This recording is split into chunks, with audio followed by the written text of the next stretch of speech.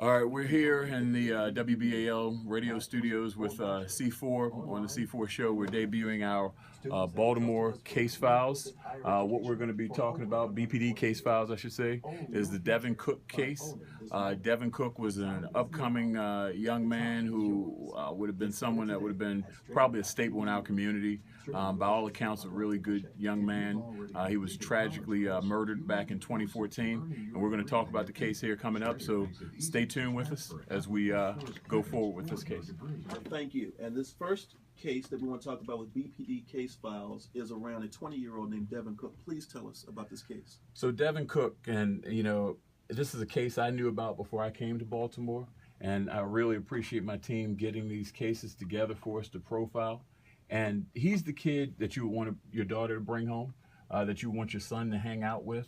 And he was doing just that night. It was playing lacrosse, taking another friend home, and got a call from someone. This kid was a mentor, a college kid.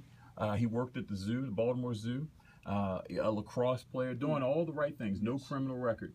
And he got a call from someone in his old neighborhood, just off of Park Heights in the area of the 4700 block of Wilhern Avenue near Edgemere Avenue.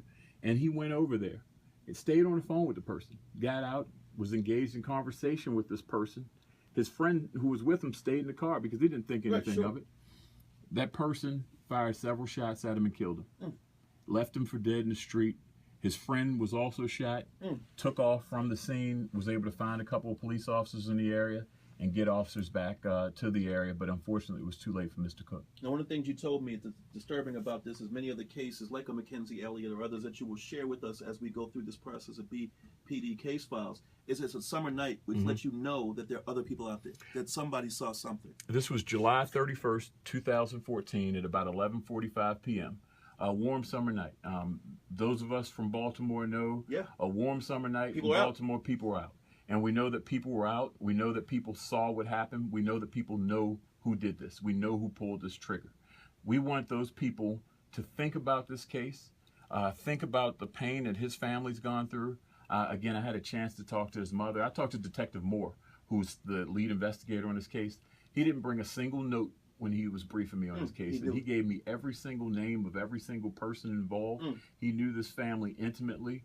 He was able to text his mother right there while we were on the while we were sitting there across from one another, without even checking a note, because knows this case intimately. We'll be joined by Devin's mother coming up in the next segment. But before we get there, I want to really ask you and plead to the audience. A lot of people feel coming forward they will not be safe, that there will be retaliation against them. If you could just in a very short period of time just give people a sense of security that if they come forward, their anonymity will be protected. Absolutely. We work with the state's attorney's office to do everything we possibly can to get people in witness protection if need be and make sure that they're safe.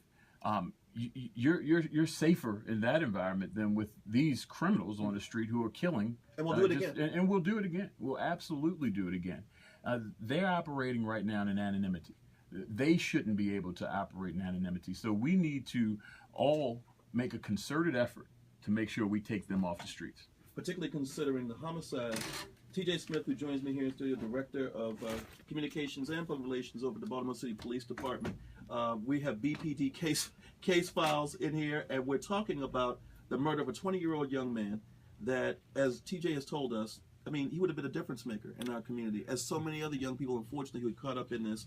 And we want to begin with his case and share many others that are out there. Right now, we have so many unsolved cases out there.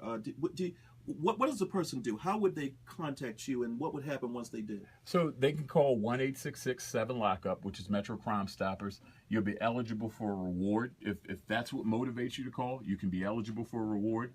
You can call our homicide detectives at 410-396-2100 to give them information. Again, a lot of things can change and will change over time, but this is a family. As I was talking to his mother yesterday, she mentioned to me about Devin's 4-year-old little brother and how he still hasn't completely come to grips with the fact that his brother isn't around anymore, and he still asks about him.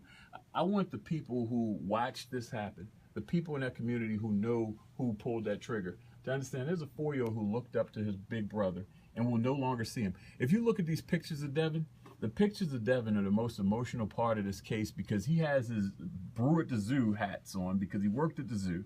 He has big smiles on his face, and you see him in the element doing exactly what he loved to do, playing lacrosse and being with his family. TJ, what's significant about what you're doing and where I want to do this is, we talk about homicides in the city as numbers. It simply become another number. But putting a face, humanizing the very people that are victims of these homicides is what we have to do in order to urge people to come forward. If you knew Devin Cook, you would like Devin Cook. That's the whole point.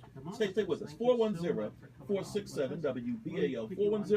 410-467-WBAL. BPD Case Files. It's our first segment. We're asking you, the public, please, if you know anything about the murder of 20-year-old Devin Cook, please give us information so we can bring the person who did this to justice. Stay with us.